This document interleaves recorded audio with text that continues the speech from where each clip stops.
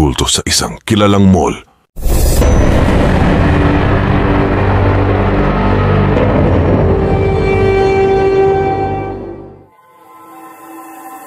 Noong 2001, isang bagong mall ang nagbukas sa tapat ng isang kilalang establishmento sa Fairview.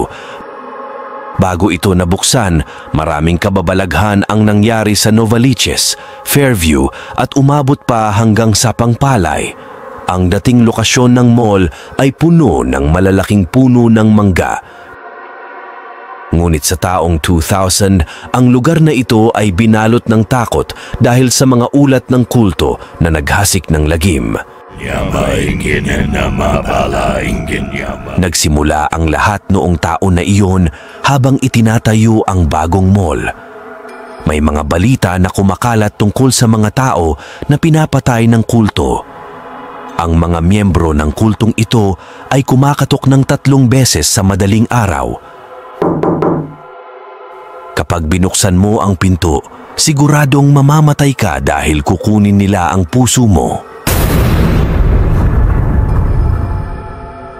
Dahil sa mga balitang ito, maaga pa lang ay umuuwi na ang mga tao at wala nang nagbubukas ng pinto pagkatapos ng 10:00 ng gabi.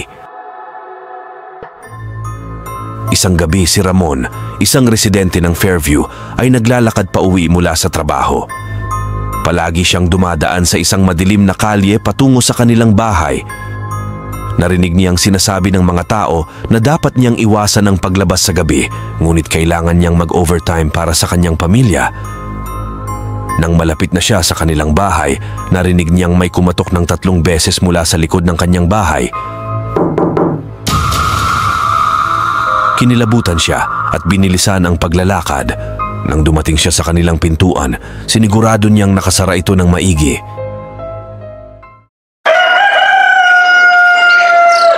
Kinabukasan, ikinuwento ni Ramon sa kanyang mga kapitbahay ang kanyang narinig.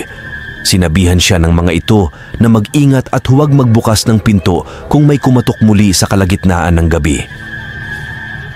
Isang gabi, habang natutulog si Ramon, narinig niya ulit ang 3 katok.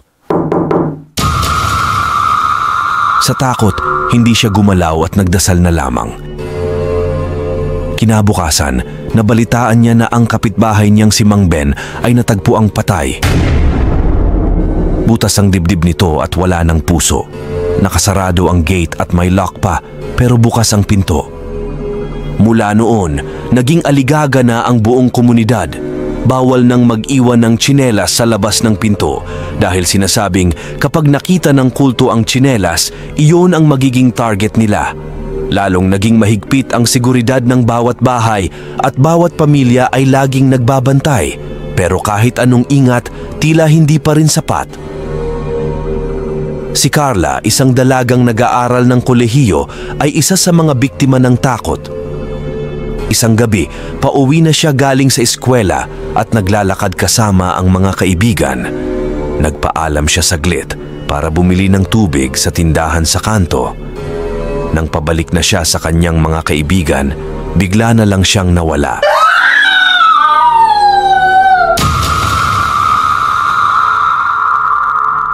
Sa sobrang takot, nagsumbong ang mga kaibigan niya sa mga tanod, ngunit kahit anong paghahanap nila, hindi nila nakita si Carla. Nagpatuloy ang mga ganitong pangyayari at halos gabi-gabi ay may nawawala. Isang construction worker naman ang nawala rin habang nagtatrabaho sa itinatayong mall. Ayon sa mga kasamahan niya, huling nakita siyang pumunta sa ilalim ng lupa kung saan may malaking hukay. Wala na silang narinig mula sa kanya pagkatapos noon. Naging malaking balita ito sa komunidad, ngunit biglang naglaho ang mga ulat na ito sa media.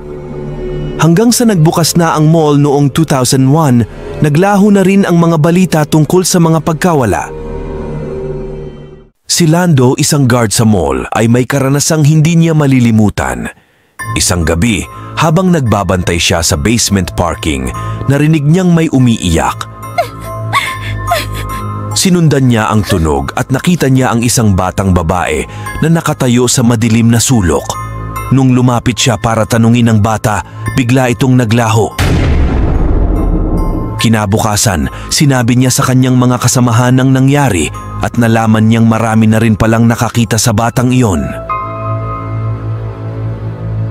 Isa pang kakaibang pangyayari ay nangyari kay Aling Nena, isang tindera sa loob ng mall. Isang gabi, habang nag-aayos siya ng mga paninda, narinig niyang may kumakaluskos sa likod ng kanyang tindahan. Nang tingnan niya, nakita niya ang isang anino ng taong may mahaba at magulong buhok. Lumapit siya para tanungin kung sino iyon, pero bigla itong nawala na parang bula. Mula noon, hindi na nag-overtime si Aling Nena at lagi na siyang umuuwi bago magdilim. Sa kabila ng mga nangyari, tuloy pa rin ang operasyon ng mall, ngunit ang mga kwento ng mga kababalaghan ay hindi nawala.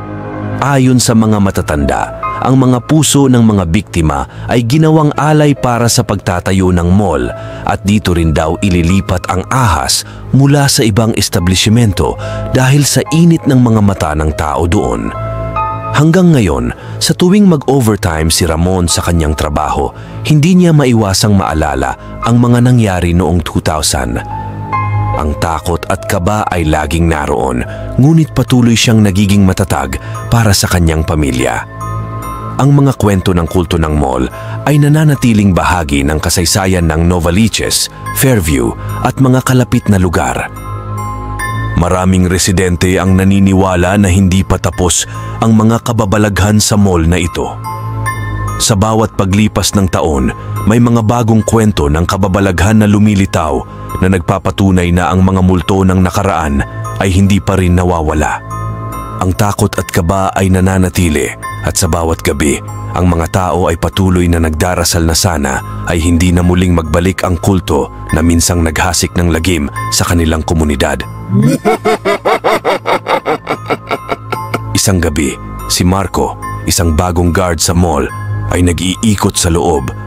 Habang naglalakad siya sa madilim na pasilyo, narinig niya ang mga yapak na tila ba may sumusunod sa kanya. Lumingalinga siya, ngunit wala siyang makita. Sa tuwing titigil siya, titigil din ang yapak. Nang bumalik siya sa kanyang pwesto, nakita niyang bukas ang elevator na kanina pa ay hindi nagagamit. Lumapit siya upang isara ito, ngunit bago pa man niya maisara, biglang may malamig na hangin na dumaan sa kanyang likuran. Nang lingunin niya, wala siyang nakita kundi ang madilim na pasilyo. Nagpasya si Marco na bumalik sa kanyang pwesto at maghintay na lamang ng umaga. Habang siya'y nagbabantay, nakatulog siya at sa kanyang panaginip, nakita niya ang isang batang babaeng umiiyak. Lumapit siya dito at tinanong kung bakit ito umiiyak. Sinabi ng bata na nawawala ang kanyang nanay at hindi niya alam kung paano makakauwi. Nang iabot ni Marco ang kanyang kamay para tulungan ang bata, bigla itong nawala at nagising siya sa kanyang pagkakatulog.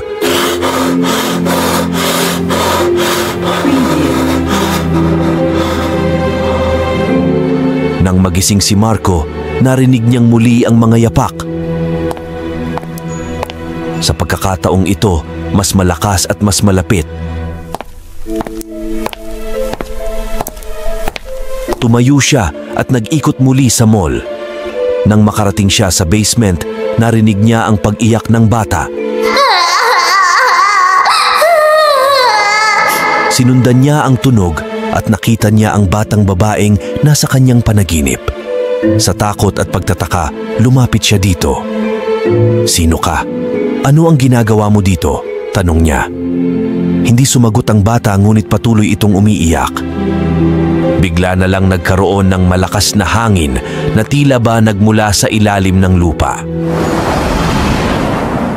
Nagmadali si Marco na umalis, ngunit bago pa man siya makalayo, biglang bumukas ang pinto ng elevator sa kanyang harapan. Nakita niya ang refleksyon ng batang babae sa salamin ng elevator at sa takot, tumakbo siya palayo. Nang makalabas siya ng basement, narinig niyang muli ang mga yapak na sumusunod sa kanya. Huminto siya at humarap sa kanyang likuran. Wala siyang makita ngunit nararamdaman niyang may presensya na nakatingin sa kanya. Mula noon, hindi na muling nag-ikot si Marco sa mall kapag gabi. Ikinuwento niya ang kanyang karanasan sa kanyang mga kasamahan at nalaman niyang hindi lang pala siya ang nakaranas ng ganoon. Marami na pala sa kanila ang nakakita at nakarinig ng mga kababalaghan sa loob ng mall. Iisa lang ang kanilang paniniwala. Ang mga kaluluwa ng mga biktima ng kulto ay hindi pa rin matahimik at patuloy na naglalakbay sa lugar na iyon. Sa bawat gabi, ang mga tao sa komunidad ay patuloy na nagdarasal at umaasang sana ay hindi na muling magbalik ang kulto na minsang naghasik ng lagim sa kanilang lugar. Ngunit ang mga kwento at karanasan ng mga nakatira at nagtatrabaho sa mall ay nagpapatunay na ang mga kababalaghan at takot ay hindi pa rin nawawala. Ang mga multo ng nakaraan ay patuloy na gumagala, nag-aabang ng mga bagong biktima.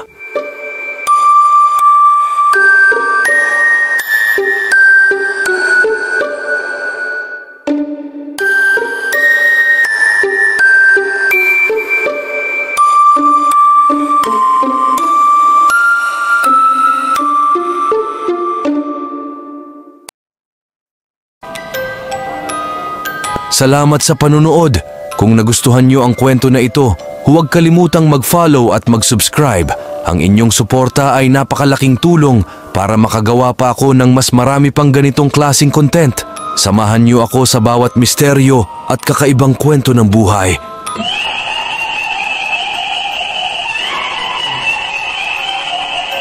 Ako nga pala si Sais at excited akong makasama kayo sa mga susunod na kabanata.